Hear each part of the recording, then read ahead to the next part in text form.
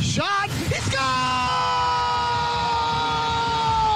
And the Ballers win! Helena is no longer undefeated! I'm not superstitious, but I am a little stitious. Barons win! Barons win! Cody Jansen stopped 92 out of 95 shots, including a penalty shot in overtime. Somehow he still only wound up the third star of the game. You like that? Jansen has a heart. You're smoking crack!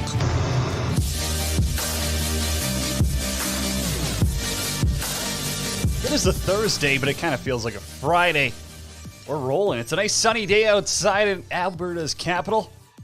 World Hockey Report presented by Lordco Auto Parts, the official auto parts retailer of Hockey Canada and Team Canada. If you're going to the rink, Lordco, they're going to make sure you got everything you need for a smooth ride, from bright white headlight replacement bulbs for increased visibility during early morning or late night commutes to battery maintainers that'll ensure your vehicle starts when the temperature drops. Visit a Lordco Auto Parts location today for knowledgeable service, quality parts, and accessories. Visit lordco.com to find a store near you. It's Cody Jansen coming to you live from the Pro Rock Broadcast Studios in beautiful Alberta. Follow me on Twitter at Janner31_ and the show at World Hockey RPT. Join the conversation anytime if you're watching on 12 Ounce Sports, Facebook, Twitter, YouTube, Twitch, Zingo TV channel 761. You can join the conversation, get your comments heard right on screen. Today on the show, in about 20 minutes time, we'll connect with Zach Medeiros, Grey Cup champ, big Flyers guy. I know he's got a few opinions. End of the show, it's up to you. It's open line. We'll preview the Oilers. We'll preview the Jets. It's a rematch for them. We got comments from Connor McDavid. We got comments from Stuart Skinner.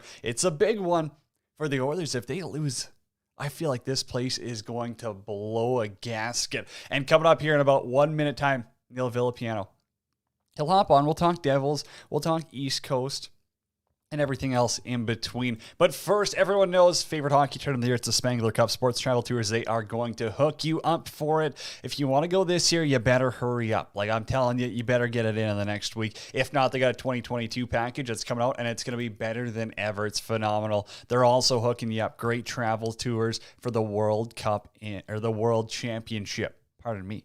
In Finland this year. Go check them out, sportstraveltours.com. We'll post it when we get the packages and how you can sign up today for your Sports Travel Tours. Let's snap it over to our friend Neil Villapiano right now, host of the Devil State of Mind podcast on the Hockey Podcast Network. Neil, what's going on?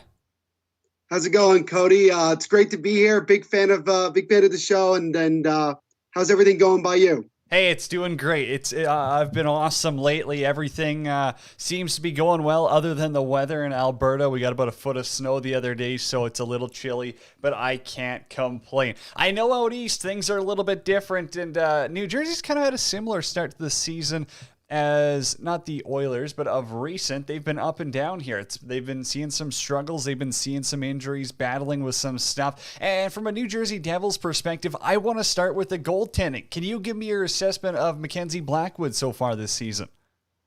I think, look, I honestly think that Blackwood is off to a really, really good start this year. He looks very strong in net. He looks comfortable. He looks healthy, which is the number one thing. We know how, he had to deal with off-season heel surgery, and it took him a while to kind of get fully healthy.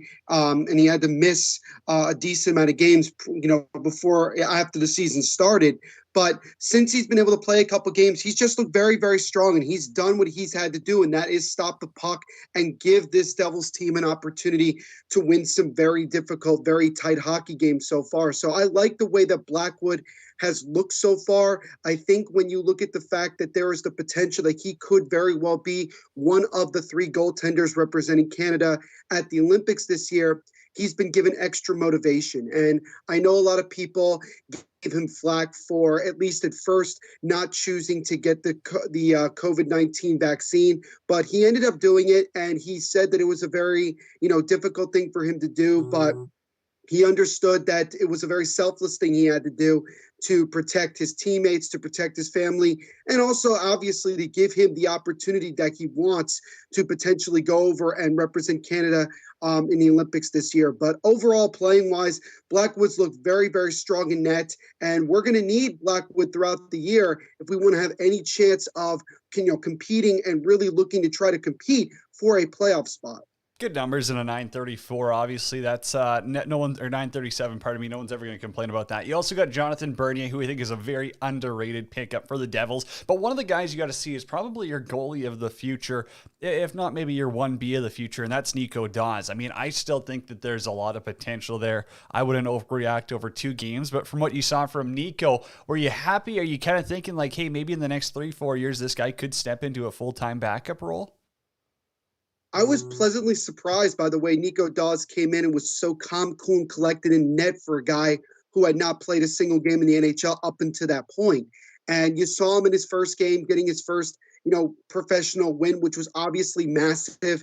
He struggled a little bit, to say the least, in the game against Calgary, his second game, giving up, 3 goals in the first period. But he's a young kid.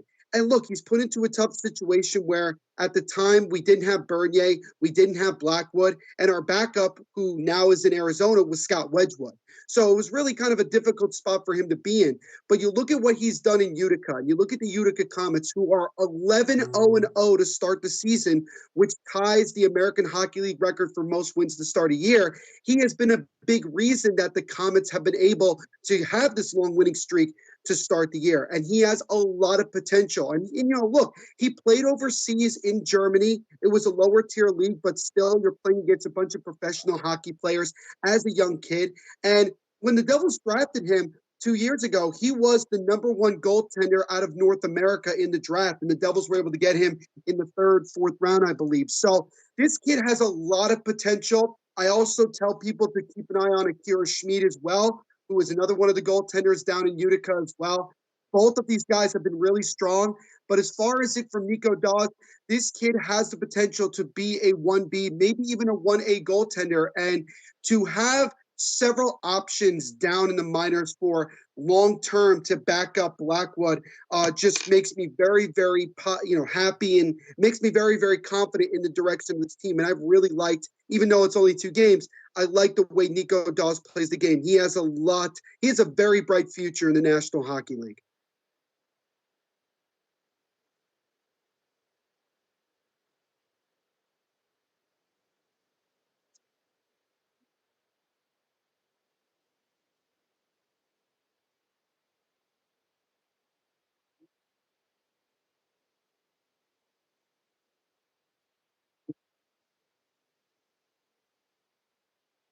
He's as good as advertised. I mean, this guy has been a lifesaver in many ways, both on the defensive and offensive sides when it comes to our defensive game. I mean, look, to be as blunt as I possibly can be, the Devils' defense has been awful for the last several years.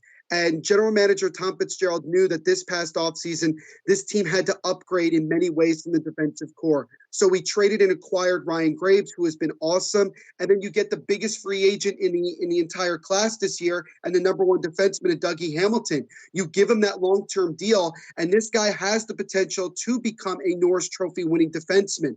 And he's dealt with a little bit of injury and also still learning to build chemistry with his new team. But he has been super, super strong. He gives us so much confidence on the defensive side. He gives us a huge amount of confidence, not only on the penalty kill, but certainly on the power play, both things that we definitely need to improve on as we move forward. But even though you look at his numbers and you say, well, they're not the best when it comes to this point in the year, he has still been tremendous and has really helped this young Devils team learn to compete. And we've won a couple of games that maybe we weren't supposed to win. And a lot of it has to do with Dougie Hamilton. So, yes, I'm very, very pleased with Dougie so far this year, and I'm very excited to see what he can do the rest of this season and moving forward with the New Jersey Devils.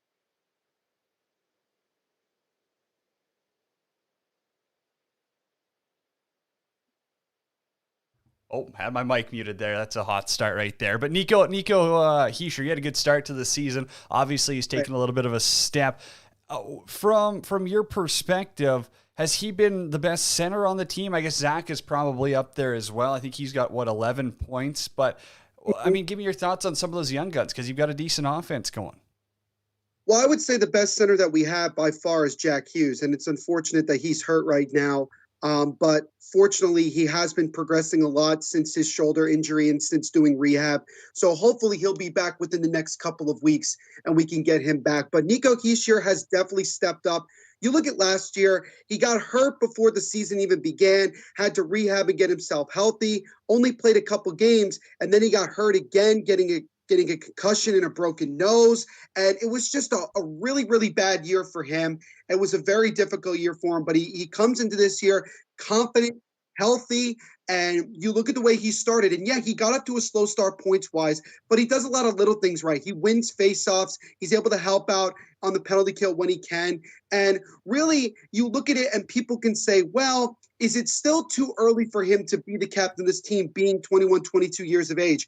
I personally can understand why people would think that, but I also feel that Nico Hischier is one of the main guys of this organization. You look at Tom Fitzgerald, he was here as the assistant general manager under Ray Shero when the Devils took Nico number 1 overall in 2017. And I can also understand how people might be critical and say, well, there was also guys like Elias Pettersson available at number 1. Why didn't the Devils take him?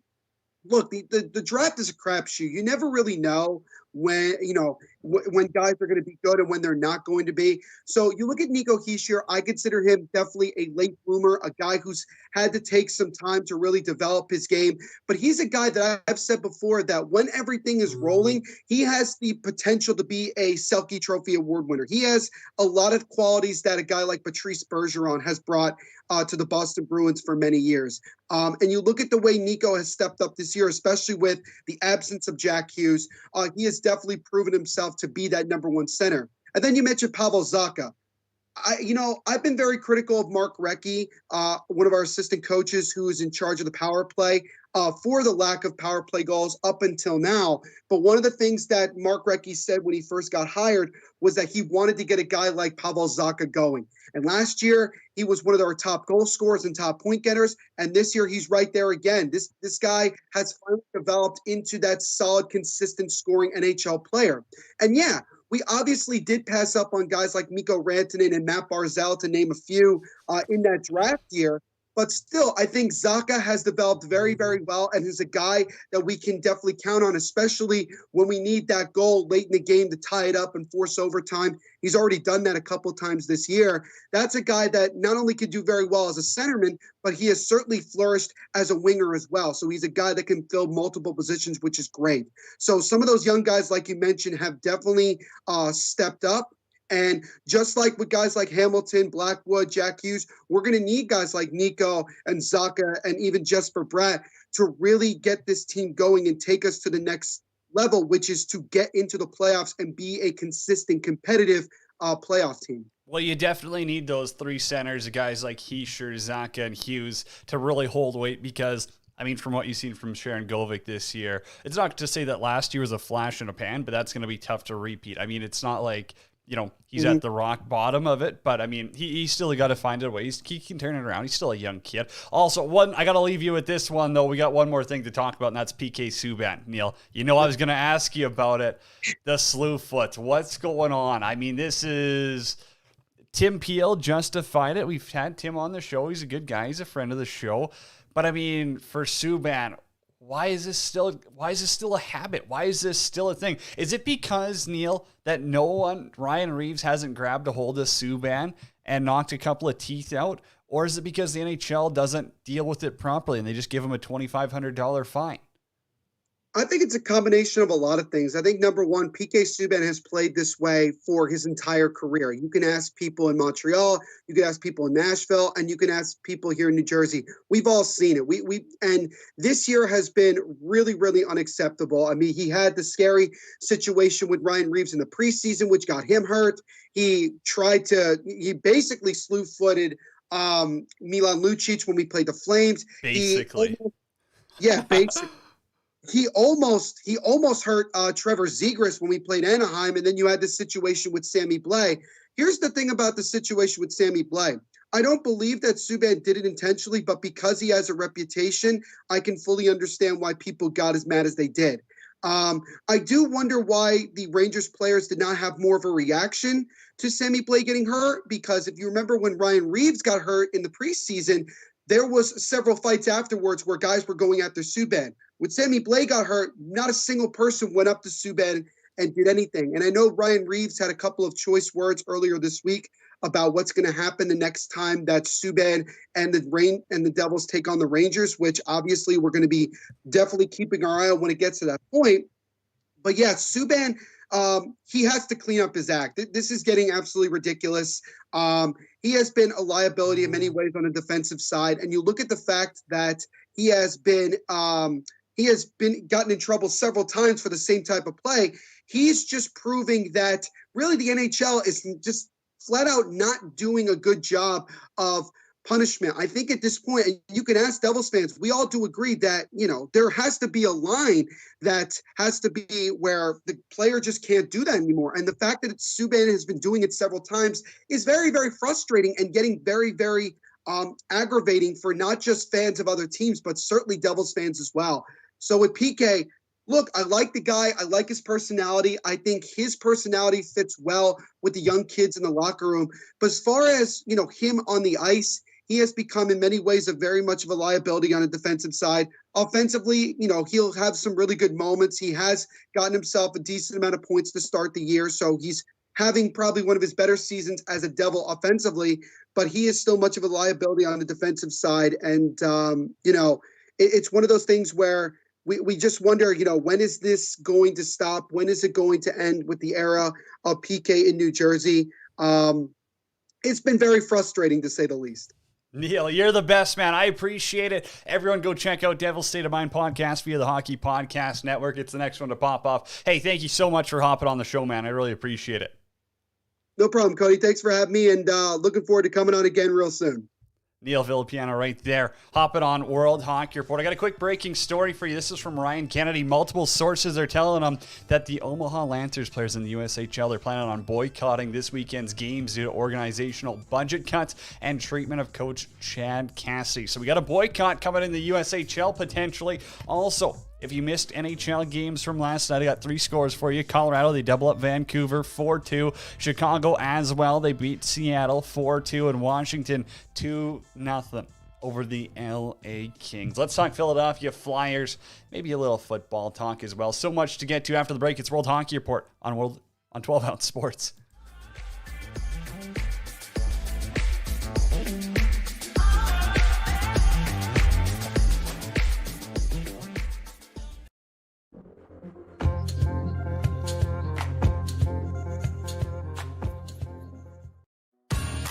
World Hockey Report is partnering with Sports Travel Tours to bring you some incredible trips to watch hockey around the world. Sports Travel Tours has been creating hockey trips and tours since 1998. They've sent customers to the Winter Olympics, World Championships, every team in the NHL, as well as the KHL in Russia. And now, for the first time, they've been appointed official tour supplier to the Spengler Cup in Switzerland. As you all know, the Spengler Cup is the world's oldest invitational hockey tournament, set in the stunning mountains of Davos. It's also the best way to spend the time in between Christmas and New Year's. So, cheer on Team Canada in Davos this year with Sports Travel Tours exclusive packages. For information and to book, go to sportstraveltours.com. That's sportstraveltours.com and sign up to get exclusive discounts and trip priority.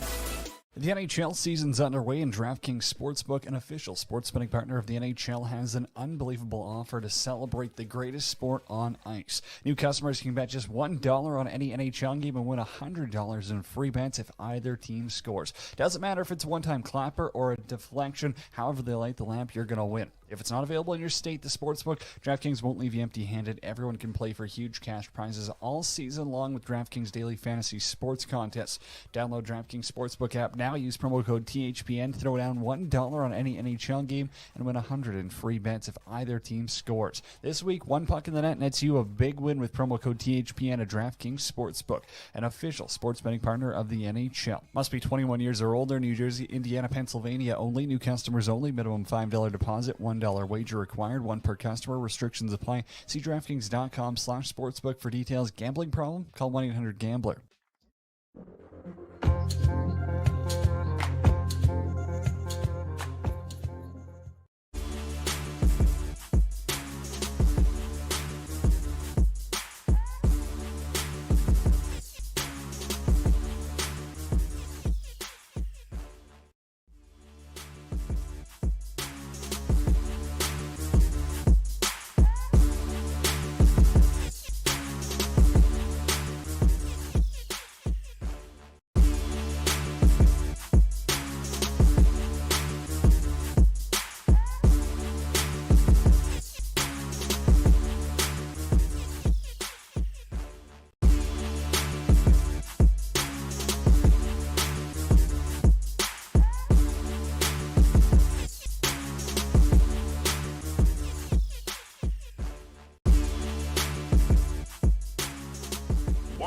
Here is go back.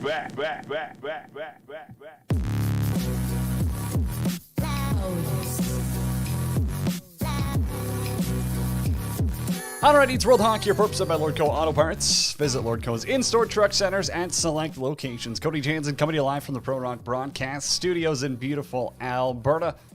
Follow me on Twitter at Jaron31_ and the show at World Hockey RPT. Join the conversation anytime at 12 Ounce Sports, Facebook, Twitter, YouTube, Twitch, and Zingo TV channel 761. Let's snap it over to our resident Flyers expert, Zach Medeiros, joining us on the line. Meds, it's a big one tonight against Tampa Bay. You got a prediction, a preview, anything we should be keying in on? Yeah, I'm going to say it's going to be 1-0 Flyers, and Carter Hart makes 100 saves since the Flyers can't score goals. Wow, realistic takes only to start the show here. Carter Hart, he was good. He was really good against the Flames. I'll give you that. It was actually a good goalie battle. Like, Jacob Markstrom's been solid for the Flames this year, so I don't mind watching a 2-1 game when there's chances back and forth. But, man, what can we say about Cam Atkinson? We keep pumping this guy's tires every single time you're on the show, and he just gets another big tuck for him. He does. And, he has hit a bit of a dry spell lately. I mean, now he's got 7 goals, but there's a handful of games there where not just him, but the rest of the team, I feel like the goals are kind of coming at a premium right now. And actually, I looked at a stat the other night. It was, after the Flames game, obviously, now they got 9 goals in 15 games. And, the first 3 or 4 games of the year, they were like 6th or 7th in the league in goals for, which I expected that to kind of taper off a little bit. But right now, they got to figure out a way to find the back of the net, because they're just going to be too much wear and tear on, Carter Hart and Jones. And, for as well as they played right now, the offense needs to kind of pick it up, especially tonight against a team like Tampa, who, team like that, you have to play, you have to kind of master their energy, right? Because they're going to find ways to hit the back of the net. And again, you're looking at arguably the best goaltender in the game right now. So, goals are kind of coming at a premium, but again, let's find the back of the net, at least get 4 or 5 in there tonight and help our goalies out. I think Vasilevsky has too big of gear. too big. Yeah, I mean, it kind of looks that way when you're also 7 feet tall. I always love to throw that one out there. Hey, but Tampa's also going through some injuries here, and the Flyers went through their injuries a little earlier, I would say. I mean, you got Kevin Hayes back. He looked fine the other night. Just from an offensive spark standpoint, how much do you think it has to do with chemistry, that they're kind of rebuilding now that you got guys who are back in the lineup and healthy again, and you're using different line combinations that you haven't used in months, if not since last season? It's definitely nice. And you look at last year when Alan Vigneault was kind of mixing and matching because they, again, winning games was kind of coming at a premium too, right? So he was just, for the life of him, trying to find some sort of line combination that would work out there, because there's 2 or 3 months of hockey where that's somebody back about 20 years while watching that Flyers team play. And this year it's been pretty good so far.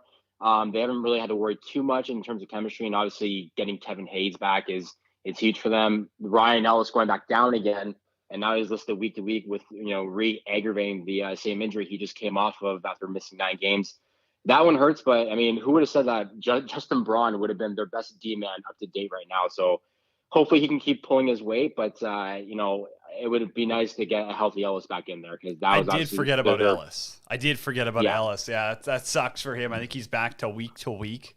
So that's a tough loss. Speaking of Carter Hart, obviously last year sucked for him, and we talked about him kind of looking like he was on the upswing. But what are you seeing in his game? I mean, just from an outsider perspective, has he changed anything drastically to you, or is he just stopping the puck to keep it simple?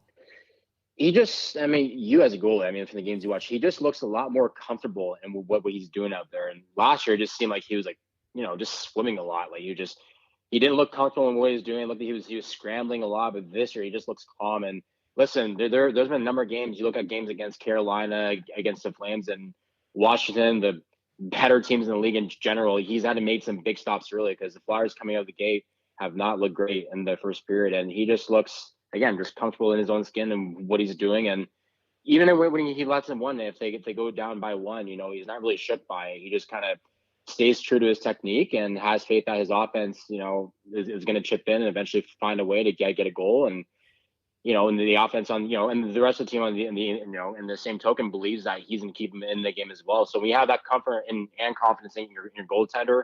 It's definitely a great feeling for sure. So join the conversation right now if you're watching on 12 Ounce Sports, Facebook, Twitter, YouTube, Twitch, wherever it is. Because I'm going to pose the question here. Does Carter Hart make the Canadian Olympic team? I want to know your thoughts on this. If you're watching live right now on 12 Ounce Sports, if you're watching World Hockey Report, I want to know, does Carter Hart make the Canadian Olympic team? Zach, I'll pose that question to you. Do you think Hart has a chance to be the third guy this year? Yeah. Well, I think we actually talked about this about 3-4 weeks ago, but thanks for asking again. My short memory hasn't changed. So do I, don't worry. I think we both kind of came into agreement that he kind of fits in that third spot. If he continues this caliber of play, I like the way he's playing right now. So as long as he keeps it up, I can see him being that third goaltender. Who's the other two then in your mind? Oh man, there's so many. I mean, I think we've got Darcy Kemper. I mean, there's a handful, right? You got guys like Darcy Kemper. You got Binnington, who's also playing very well right now, from what I've seen. Who else? Carey Price, obviously. I mean, who knows where his health's at? I mean, when he's ready to play again, but obviously he's got to be in that conversation. No. Oh yeah.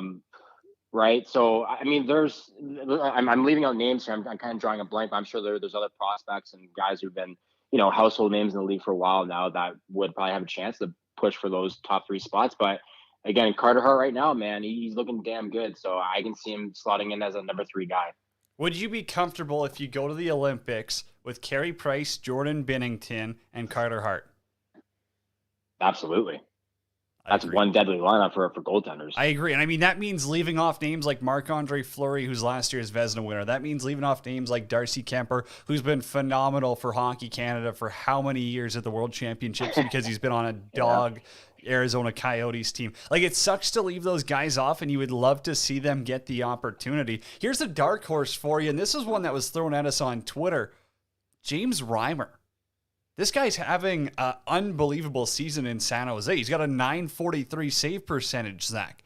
Like, how many games would James Reimer have to play and keep putting up a .943 save percentage to get consideration. If we're talking January 6th and James Reimer's played 22 games and has phenomenal numbers, are we talking about him as an Olympic candidate?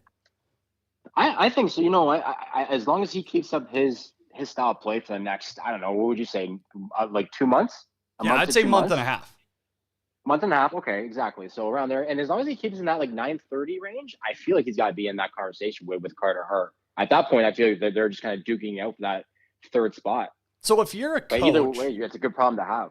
If you're a coach, are you putting more weight into this season or previous history? Doesn't matter, international, NHL, whatever. Like, are you just going to take the hot hand from this season and say, okay, Mackenzie Blackwood looks great in December, so that's what we want on the Olympic team? Or are you going to say, hey, Carey Price, he's won an Olympic gold, or Marc-Andre Fleury, he was the Vezina last year, he can play in clutch games. Like, how do you weigh that out if you're a coach, Zach? I think you have to kind of look at it both ways, to be honest. Obviously, history. I mean, you have to look at Carey Price. Again, that all depends on when he actually comes back, right? But again, he's been there, done that. He's playing big moments. Again, a guy like Marc-Andre Fleury, same type of deal too. He's playing big moments. He's got a few Stanley Cups under his belt, so obviously he needs to be in that conversation. For me, I think those are probably your top two goaltenders. Again, pending Carey Price, there's obviously an asterisk next to his name there. But I mean, other than that, I mean, again, it's a great problem to have when you have guys like Reimer, guys like Carter Hart, guys like Binnington playing at the level they're at right now. At that point, you just kind of have to, it's like you said, I think for that second, third goaltender, you might have to go with the hot hand. Can we just talk about the Flyers goaltending? Is this a joke right now? I'm looking up stats. Martin Jones has a 931 and Carter Hart has a 935. Those aren't Flyers goaltending numbers. Is that good or what? Yeah, is something wrong with the something must be wrong with the TSN app because I don't believe that. Hey, I gotta ask you about the Edmonton Oilers because this is a slump for them. I think we can call a spade here and say that they haven't been good enough. You can't keep blaming it on because Mike Smith is injured that you're losing all these hockey games. And Winnipeg ran them out of the barn Tuesday night. They get a rematch tonight. But when you watch an Oilers game, when you see some of the recaps, when you see people talking about them, is this team still 3 pieces away from being a cup contender, or is this just a rough patch in the road? I think it's just a rough patch in the road, man. I mean, I think at some point we have the lineup they have offensively and defensively. I mean, honestly, I'm not going to lie to you. I've only watched a handful of games this year, but the ones I have watched, they looked very good.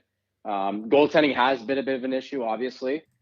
But I mean, if they're able to sort that out and, some issues on the back end, I mean, the offense, it'll come together because the offense, you don't really have to worry about because they can just kind of turn it on whenever they feel like it. Right. But you say that, and then they only scored 2 against a Winnipeg team. And I think they both come on the power play. Like, we can say that, this offense can turn it on at any moment and they can be deadly and this, that. But until it actually happens in meaningful time, I'm not convinced.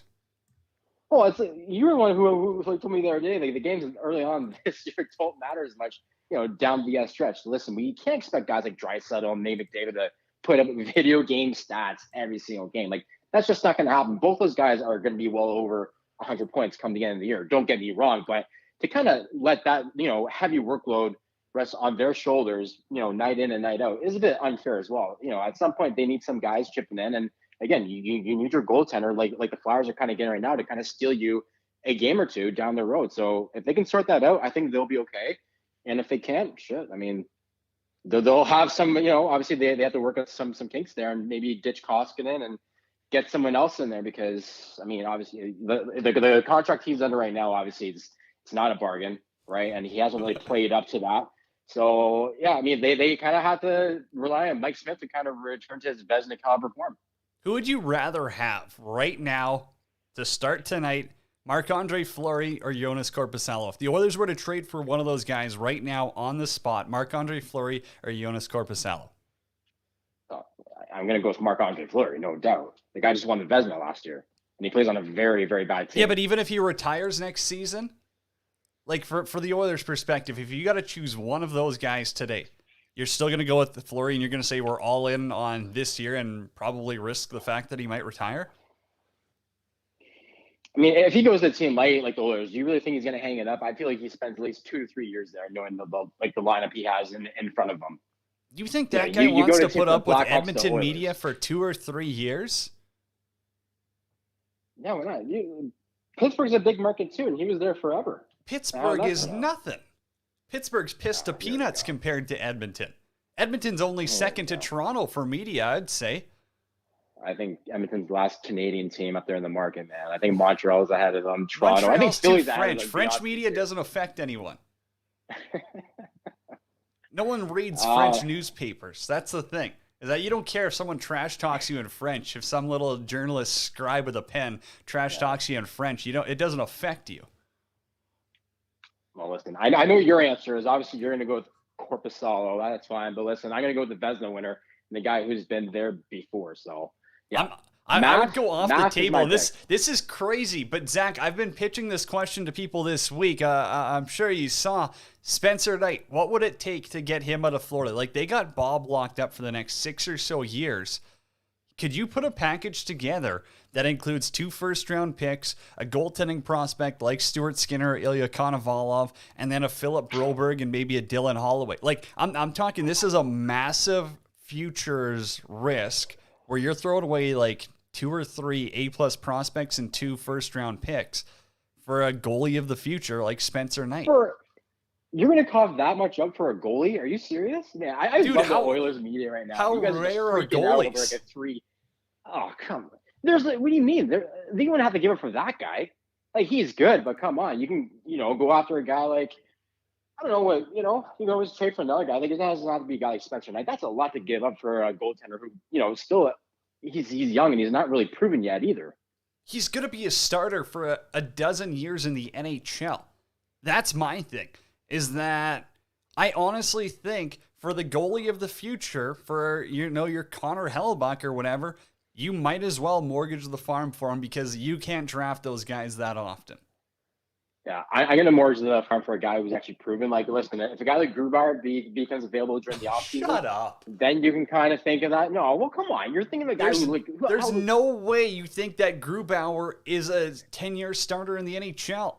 He's been dog for Seattle. He's got one of the worst goals saved above average or expected goals saved. Look at the team he plays on. They What built do you mean? around That's like defense. Oh, Giordano, God. Alexiak, they built around defense, and he can't bail them out. Okay, those guys are you serious? Those guys are not household names. Come on. There's a reason why they're Mark Giordano's not a household name. He's 38 years old. Yeah, and how long ago did he win a Norris? 2 years ago? Oh my God, has he been since? Yeah, come on, and the guy's dwindling away. Seriously, and again, there's another reason why Calgary gave up their captain, left him unprotected because they didn't want him anymore. Okay, Jeff says, "Hey Zach, is there a legit possibility? I guess you're the Olympic expert here on this one. Is there a legit possibility that Canada and USA may boycott the 2022 Olympics in China? What does this mean for the NHL and the other countries for hockey?" Well, I mean, I guess it is a possibility that they boycott, Zach. Maybe I'm wrong here. Maybe I haven't looked into this enough, but I would say the NHL would probably be happy if they did it because then the NHL, gets to fix their schedule. They don't have to risk any injuries at the Olympics. So I would say for the NHL, they're probably happy. For a fan, for a media member, it would suck. That's my opinion. Yeah, I'm on the same page as you. Obviously, listen, if you're working in like a manager job for any organization in the NHL, like what was it in the last Olympics? I think Tavares went down and the Islanders were making a playoff push up until that day, and he tore his or MCL, whatever it was. And I forget who the GM was at the time, but I mean, that's a big blow to lose your captain and you're one of the best players in the league. So I understand it from that standpoint. From a purely fan standpoint, I want to see it again. We haven't seen Olympic hockey. It feels like for, eternity, honestly. So, and then how often, listen, we're not going to see a team like this probably, like a guy like McDavid, McKinnon, Sidney Crosby, all playing on the same team at once. Like, how cool would that be able to see? It's a once in a lifetime thing, man. Like, of course I want to see that, but I understand both parts of it as well. But for me personally, I want it to happen so bad because who the hell is going to be able to stop that team? Canada's B team would probably still win the Olympics. The guys they leave off that roster would still make a strong push to make the Olympics. I don't care about people saying, "Oh, U.S. has a chance to beat them." No, they do not. It's not even close. Can I say something really rude on the show? Are we allowed to? Because that's my show, so I can do what I want, Zach. I want to see And this isn't like a hatred of China. This is like, hey, it's been a scummy communist country that's had too many human ethics issues. I want to see Canada, USA, and Russia, or whoever they play, just beat the wheels off their hockey team, like 30-1, like 30-0. I'll feel good about that when I see that, and I can just laugh at China and be like, well, you're scummy, and I'm just happy to see that. That's all I want to see out of the Olympics. Like, just give me a Connor McDavid 10-goal game against China. I'll be happy. Well, I'll actually double down on that and say that I didn't know that China even had a team going into this for ice hockey. So, well, yeah, they have to because they're the host, and like they've been talking about pulling the team. They're actually having a meeting a week from today. The IIHF and IOC are having a meeting on saying, like, is the Chinese national team good enough? And again, I mean, they played a few KHL teams and they lost, so like they're like, oh, we're competitive at the KHL level. I don't care. I still want to see them get the brakes beat off of them by Canada just to shove one to China. That's what I want to see. Okay, we got to get to some NFL talk, though. Thursday nighter. Oh, it's New England and Atlanta. The Pats are 7-point favorites. 6.5 now. The line's kind of changed. I like the Pats here. They're buzzing. Mac Jones looks good. Is this a product of Bill Belichick's kind of learned his quarterback, or is it Mac Jones has learned Belichick, and they've, kind of started to gel because they've been buzzing, Zach? They have been. And I mean, there's a reason why they let Cam go, because they saw something special in this kid. And you look even in his last year in Alabama, how good he is. And, just over time, he goes in from like a guy, like redshirt freshman year. He's a third or fourth QB behind guys like Tua, behind guys like Jalen Hurts. There's quite the roster in front of him that he has to kind of overcome and future first round picks. But needless to say, yes, I mean, obviously the kid's been able to absorb that offense. And if you're Bill Belichick, you're really happy with his development up to date, and Josh McDaniels and the OC over there as well, as obviously he's learned his system very well and hasn't really taken that much time. I know the first few weeks they kind of hit some bumps in the road, but the last 4 or 5 weeks, man, he has looked lethal. Yeah, I'm really liking this Pats team right now, and I see them winning over Atlanta. Who do your Steelers have this week? They have Chargers Sunday night. Wow, a Sunday night. I think the Chargers are frauds, though. Maybe they got a chance, I actually. Do too. Listen, I know you're about to trash all over my Steelers, and you know what? I'm completely fine with that. No, hey, they beat the best team in the league the other night. They beat the Bears, so maybe they are half decent. Listen. Okay, I know I only, I don't have that much time on here, but listen, you're Mason Rudolph, right? You're sending him into the game. First of all, not just any game. It's November in Pittsburgh. The weather's crap. It's sleet out there. Listen, you know what? And you're going up against an 0-8 team. You absolutely pound the rock with a running back like Najee Harris in a game like that. You do not ask Mason Rudolph, who's only played one game in 1 year leading up until that point, to throw the ball 50 times in that game. You have Najee. There's a reason why you dropped him in the first round. That guy's going to be good for 30 to 35 plus carries a game when he needs it and when your team needs it. And then on top of that, it's first down and goal on the line's 5, and you throw it 3 times. Run the ball, man. Run the ball. The team's 0-8, and they're crap. I understand these are all paid pro athletes, but the Lions are, I'm sorry for lack of a better term, but they are dog doo-doo. I was about to say the other word, but they are dog crap, man. You run that ball all day on them. I did not understand that at all. Listen, I only watched part of the game because I was actually at a funeral that day, but I watched I watched the replay of the game, and it was just I couldn't believe it. I wanted to stab my eyes out over that. Brutal. Well, yeah, I mean, the Lions are dog shit. There's no need to sugarcoat it. They suck. And the Steelers, I mean, although they picked up the most impressive win of the season against the Bears, yeah, it's a pretty embarrassing tie, and you should probably just relegate them from the league for the season. Make them play XFL because you tied the Detroit Lions. Meds, what did I have? I had one more for you. Oh, yeah, Oilers and Jets tonight. Give me a prediction. The Oilers bounce back. I know they're starting their third tendy in Stuart Skinner, but this kind of feels like a game where if they don't win it, man, Oilers Nation's going to be on fire. Why? Where are the Oilers right now? Where are they? Like 10-5, and you guys are they're 11-4. But you have to remember, their 4 losses have all come fairly recent, and they've come against terrible teams. You've lost against Buffalo. You lose against Detroit. Winnipeg.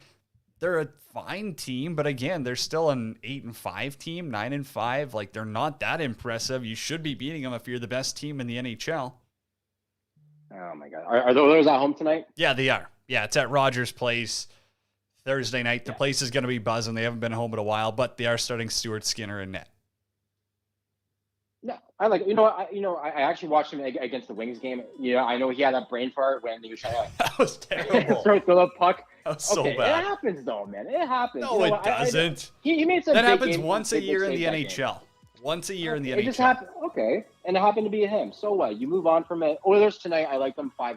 Wow. Okay, hammered the over. Med says it. Zach, buddy, appreciate you as always. Have a great weekend.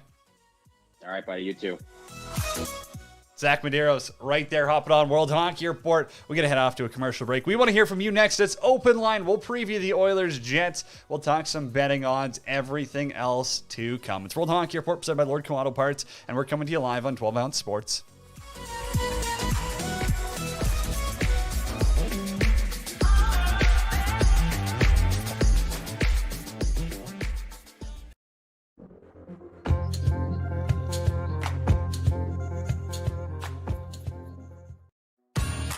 World Hockey Report is partnering with Sports Travel Tours to bring you some incredible trips to watch hockey around the world. Sports Travel Tours has been creating hockey trips and tours since 1998. They've sent customers to the Winter Olympics, World Championships, every team in the NHL, as well as the KHL in Russia. And now, for the first time, they've been appointed official tour supplier to the Spengler Cup in Switzerland. As you all know, the Spengler Cup is the world's oldest invitational hockey tournament, set in the stunning mountains of Davos. It's also the best way to spend the time in between Christmas and New Year's. So, cheer on Team Canada in Davos this year with Sports Travel Tours exclusive packages. For information and to book, go to sportstraveltours.com. That's sportstraveltours.com and sign up to get exclusive discounts and trip priority.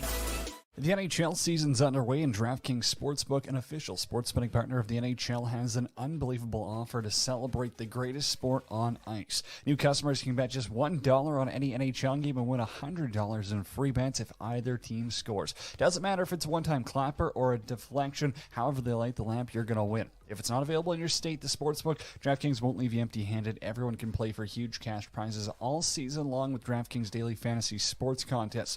Download DraftKings Sportsbook app now. Use promo code THPN to throw down $1 on any NHL game and win $100 in free bets if either team scores. This week, one puck in the net nets you a big win with promo code THPN at DraftKings Sportsbook, an official sports betting partner of the NHL. Must be 21 years or older. New Jersey, Indiana, Pennsylvania only. New customers only. Minimum $5 deposit. $1 wager required. One per customer. Restrictions apply. See DraftKings.com/sportsbook for details. Gambling problem? Call 1-800-GAMBLER.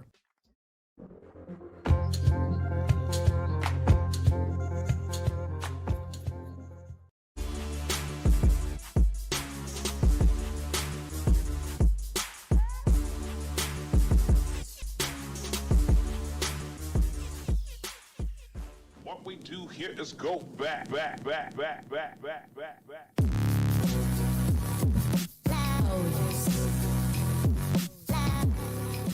Huge thanks to our guy, Zach Medeiros, for hopping on the show, taking a little bit of extra time out of his day to let me get my NFL thoughts in.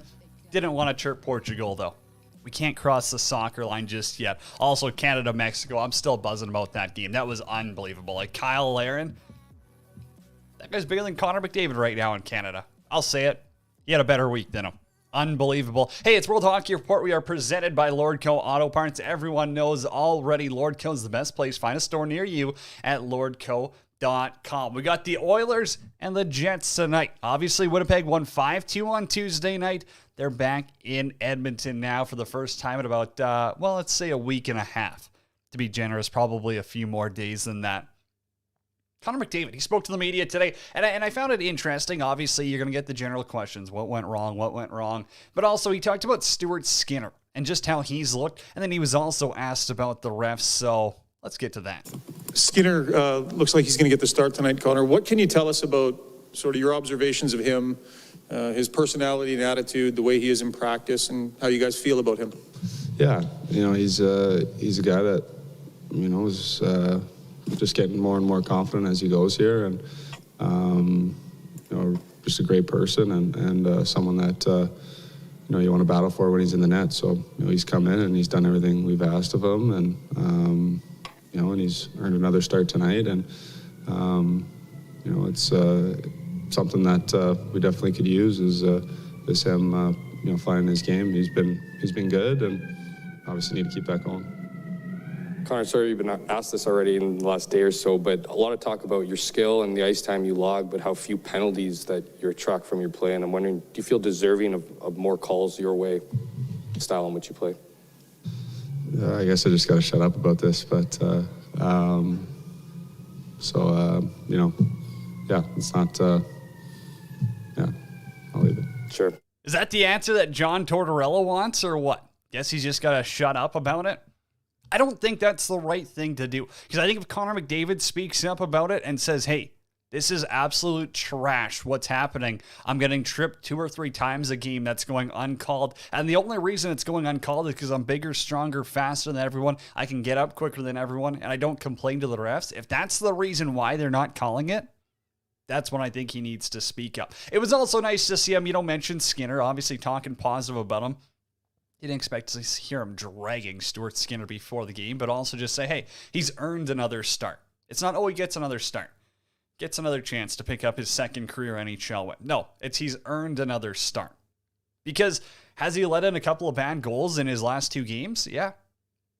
Has he also kicked a little bit? Yeah. I mean, we'll see what can happen. I guess I think we're still waiting. I haven't seen yet. I know there was some rumblings. Eric Comrie might start. If that's the case, hammer the over 6.5. I'm sorry. You can crush that. If it's Connor Hellebuck, maybe don't. Maybe stick with the over 1.5 power play goals. I left that in the comments. It's at plus 105. Probably go check it out. Of course, if you're going to hop into Sportsbook, DraftKings, use promo code THPN. And shout out to the guys of the Hockey Podcast Network, Neil Villapiano, as well, for hopping on. Here's Stuart Skinner, though, this morning. 2 games on the road trip, you didn't get a win, but how did you feel overall about how you played?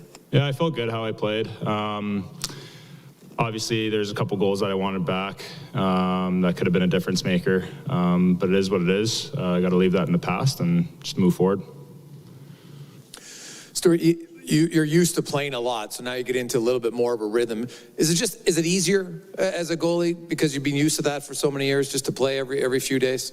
I mean, I feel like it is for me, just because you kind of get in the rhythm of things, kind of get in the flow, and I think anybody who gets in kind of a flow and rhythm and preparation, I think you kind of just end up feeling out the game a little bit more, which obviously as a backup goalie, it's a little bit tougher because you don't get as many starts, and you have to prepare through practice. And I mean, I definitely feel better playing more games, and it's been nice getting back in there. It's an interesting comment, just about staying ready, talking with Schwartzy about how do you prepare a little differently when you're, Koskinen's going to be playing 4 in a row or 5 in a row. It's got to be tough as a goaltender, but not just a backup goaltender who's used to that role. Not a Jonathan Bernier here. We're talking about a kid who should be playing 55 games in the minors this season. So I do have somewhat of an issue with them, maybe keeping him up. Maybe you send him down for a little bit. But again, if he's this close to NHL ready, I think you got to give him some of the starts then and say, alrighty, Mikko, you can kick once in a while, but you've also allowed some terrible goals that are costing us games. You have to be honest evaluating your team right now. And if you don't have Mike Smith, you still got to go to your best option between the pipes. And if that's Stuart Skinner, as Dave Tippett thinks it is tonight, give him a ball and let him run with it. That's where we'll leave that at. Huge, it's huge for the kid to be able to get those opportunities. And I think that there's obviously another level to get. It's a different offense. It's a lot better of a team than Buffalo and Detroit. So this is a big task. His 3 NHL starts come against Buffalo, Detroit, and Ottawa, if I'm not mistaken. So for Stuart Skinner, I think you've got a whole new can of worms being open tonight, and I'm excited to watch it. I'll be tuned in for sure. This one's happening in Edmonton. It's a 7 o'clock puck drop at Rogers Place. Other games tonight, you got Calgary in Buffalo.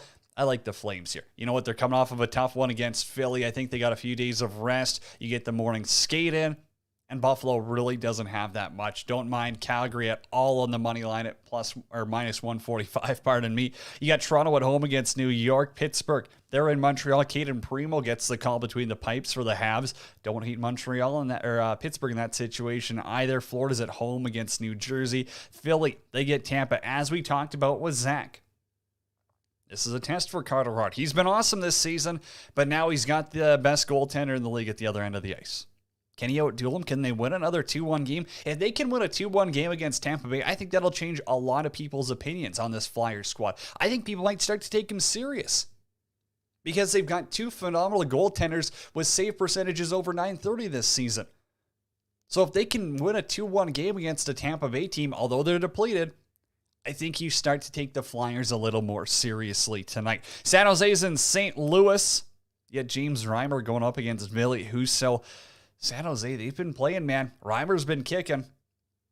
Maybe take the under. Maybe St. Louis plays a little bit more defensive with their kid in net. Dallas is in Minnesota. Kaprizov and the Wild, they're 10-5 this season. The Cardiac Kids, the Comeback Kids, they've been fine. They're minus 135 on the money line. Edmonton at home against Winnipeg.